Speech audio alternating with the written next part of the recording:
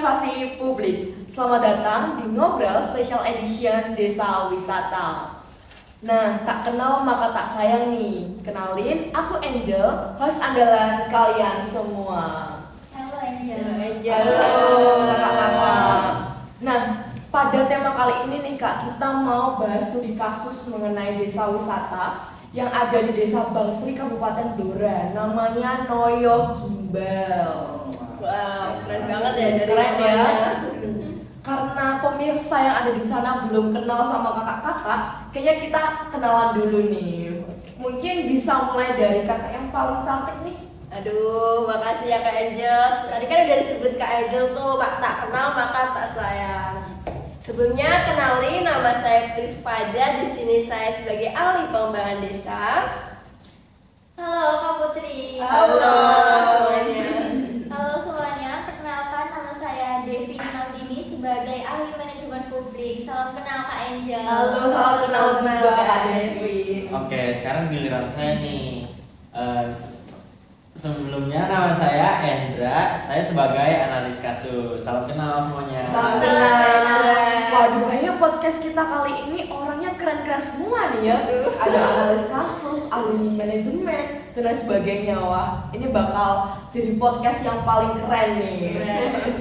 Nah, kakak-kakak, saya mau tanya nih, kira-kira kakak-kakak tuh pernah dengar pemerintah berbasis wirausaha nggak sih?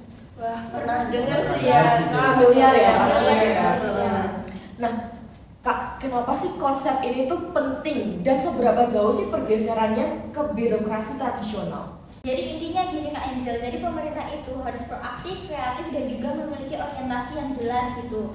Karena kan di otonomi daerah, pemerintah daerah itu udah disediain gitu ruang khusus untuk desa itu berkembang gitu, dan juga dalam perkembangannya itu si desa ini tuh harus memaksimalkan nilai pelayanan publik dan juga memiliki orientasi hasil nilai sosial ke masyarakat yang jelas. Oke Kak, berarti pemerintah tuh kayak harus satset kayak pebisnis gitu ya? Ya, jadi kita jangan ngikutin alur birokrasi nih, kan kalau alur birokrasi itu kan kayak kaku gitu ya. Betul sekali Kak. Jadi pemerintah tuh kayak harus satset kayak para pebisnis gitu ya Kak? Iya betul, jadi jangan cuma ngikutin alur birokrasi gitu, karena kan dia kan alurnya pasti kaku dan Betul, masyarakat betul. bosen gitu, merasa tertekan. Nah, kenapa sih pendekatan ini tuh cocok banget diterapkan pada desa, khususnya desa wisata gitu Kak? Nah, desa sekarang tuh didorong jadi penggerak ekonomi lokal gitu Kak. Nggak cuma urus administrasi doang gitu. Model desa wisata khususnya melalui BUMDes itu memungkinkan desa yang memanfaatkan potensi lokal sebagai sumber pendapatan baru, sekaligus itu bisa meningkatkan kesejahteraan ekonomi masyarakat di desa tersebut Kak. Wah, keren banget ya. Berarti Kabupaten Blora khususnya Desa Bangsri ini udah maju gitu ya secara Ya. ekonomi karena adanya desa wisata ini. Nah, gitu. benar sekali. Nah, saya mau tanya nih sama Mas Endra. Mas Endra kan selaku analis kasus gitu ya, Mas. Iya. Nah, kenapa sih Desa Bangsri yang dulunya miskin ekstrim sekarang bisa jadi turning point, berubah jadi kawasan desa wisata itu gimana sih, Mas? Oke, kalau menurut saya tuh transformasi ini fokus pada upaya nyata peningkatan kesejahteraan masyarakat lokal dan juga pengentasan kemiskinan sejak dibuka bulan Juni tahun 2023. Nah, mereka tuh manfaatin kearifan lokal dan penguatan identitas desa sebagai destinasi wisata buatan. Jadi konsepnya tuh paduan sawah, terus inovasi pertanian, sama ini juga kuliner pedesaan. Nah, Mas Indra, saya tuh baru dengar konsep yang benar-benar unik nih, Mas. Otentik banget gitu konsepnya. Yang memadukan kearifan lokal seperti pemandangan sawah dan lain sebagainya.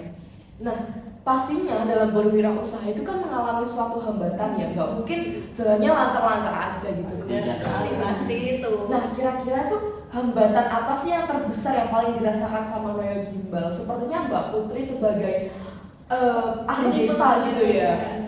Nah, kemarin tuh kayak tantangannya tuh lumayan besar ya Kak. Nah, awal yang pertama itu ada keterbatasan fisik yang Noyo Gimbal tuh pas mau bikin desa wisata itu bingung.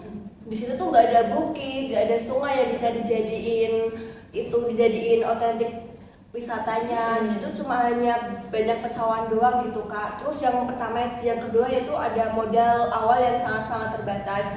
Nah, Noyo Gibal tuh hanya ada modal awal cuma 200 juta doang gitu Kak. Terus yang paling krusial tuh SDM-nya tuh didominasi petani, yang membuat awal-awal itu masyarakatnya tuh kurang percaya Kak sama pengembangan desa wisata ini gitu.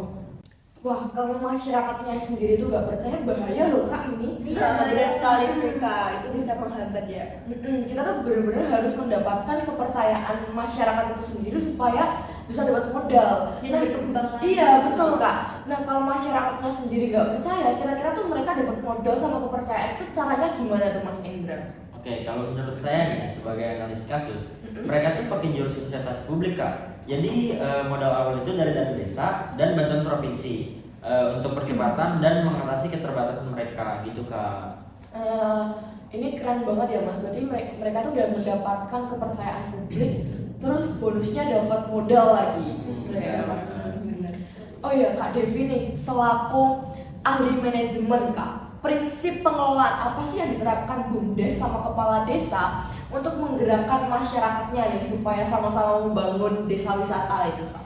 Jadi di situ tuh kita ada menerapkan 2 prinsip utama nih Kak Angel. Yang pertama itu ada prinsip kolaborasi multi stakeholder dan juga partisipasi.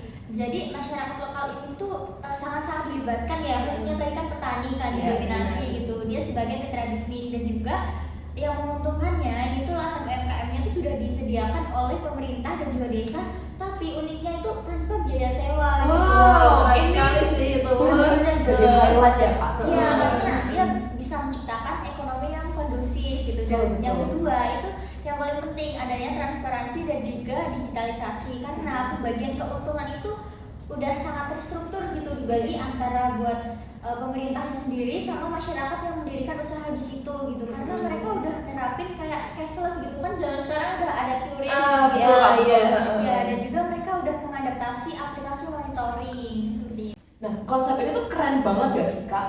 Apalagi tuh desa yang di kabupaten kecil gitu, yang kurang terkenal. Baru kali ini tuh ada konsep yang benar-benar memadukan upgrade skill ya Kak, memadukan digitalisasi yang benar-benar upgrade, lalu konsep wirausahanya juga tertata dengan baik, adanya transparansi pembagian hasil itu juga sangat oke gitu ya.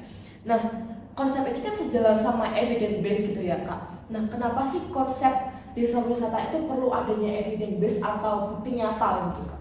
Karena evidence base itu atau bukti nyata itu menurut saya sangat krusial gitu bagi pemerintah desa dan juga masyarakat, karena di sini tuh keputusan benar-benar diambil dari data, evaluasi, dan juga pengalaman di lapangan gitu, bukan hanya cuma kayak keputusan asal ceplos atau asbun semata. Iya betul, asbun gitu.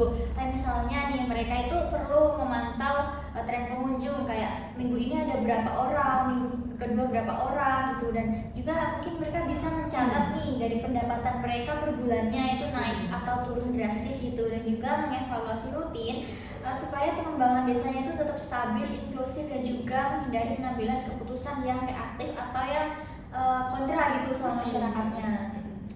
Berarti konsep ini tuh udah terstruktur dengan rapi gitu ya Kak, nggak asal-asalan asal asbun, tapi ada benar-benar bukti nyata yang dilakukan gitu ya. Nah Mas Endra selaku analis kasus nih, kira-kira dampak terbesar yang dirasakan tuh apa sih Mas, dampak hasil akhirnya gitu? Oh Kak, ini tuh dampaknya tuh nyata banget loh Kak. Mereka sukses membuka lapangan kerja baru, seperti petugas parkir dan penjaga kios. Itu tuh tercipta dari rantai nilai lokal dengan puluhan warga yang memproduksi oleh-oleh gitu Kak. Jadi mereka juga menunjukkan nilai inklusivitas dengan kerjasama komunitas. Nah, difabel mengelola wahana ini adalah bukti pemerintahan wirausaha yang berkelanjutan gitu Kak. Wah ini keren banget loh Kak, mengadaptasi para difabel untuk ikut dalam hal ini gitu ya, bukan hanya sekedar pemerintah dengan masyarakat, namun juga ada banyak komunitas yang ikut tergabung di dalamnya gitu ya. Keren banget loh penjelasan dari Kak Endra, Kak Devi, dan juga Kak Putri. Saya benar-benar menjadi tercerahkan gitu akan adanya Noyo Gimbal itu. Nah, kira-kira apa sih pesan untuk Noyo Gimbal selanjutnya dalam menjaga keberlanjutan itu sendiri? Nah, untuk mereka itu harus lebih fokus memperkuat kapasitas SDM-nya ya Kak, melalui pelatihan kewirausahaan, kemudian literasi digital juga gitu. Lalu sistem pencatatan dan evaluasinya yang berbasis data itu harus lebih dibuat terstruktur gitu Kak. Terus kolaborasi dengan investor juga itu perlu perjanjian yang lebih jelas, dan promosi digitalnya itu harus dioptimalkan gitu biar semakin mengejut itu kayak masyarakatnya berkunjung ke desa wisata. Nah ini promosi digital itu perlu banget ya, apalagi saya tuh baru dengar loh ada Noyo Gimbal. Nah mungkin pemerintah di sana bisa mengupgrade gitu ya skill dalam mempromosikan Noyo Gimbal pada sosial media seperti TikTok, Instagram. Mungkin semakin adanya FYP gitu ya Kak, bisa pengunjungnya tuh makin banyak. Iya betul sekali. Nah Kak, kayaknya ini kita udah ada di penghujung acara. Namun sebelum kita tutup, kayaknya aku mau minta closing statement nih dari Kak Devi. Oke, jadi menurut kita mungkin ya, kita bertiga, jadi Noyo Gimbal itu merupakan contoh sukses dari ngobrol kita hari ini. Ngobrol informasi lokal ini ceritanya. Jadi adalah model nyata gimana sih pemerintah desa itu bisa jadi motor penggerak ekonomi gitu, yang inovatif dan juga berdampak sosial. Jadi nggak cuma berdampak secara pelayanan publik, tapi juga bisa menciptakan para pengusaha-pengusaha baru di desa. Inilah konsep pemerintah berbasis wirausaha teman-teman. Nah sayang sekali nih kakak-kakak semua, kita udah di ending acara nih Kak. Gak kerasa ya waktu begitu cepat berlalu. Karena kita barusan aja ya berbincang-bincang. Nah teman-teman semua, terima kasih sudah menyaksikan podcast kita pada kali ini. Sampai jumpa di podcast kita selanjutnya. Saya Angel pamit undur diri dan sampai jumpa.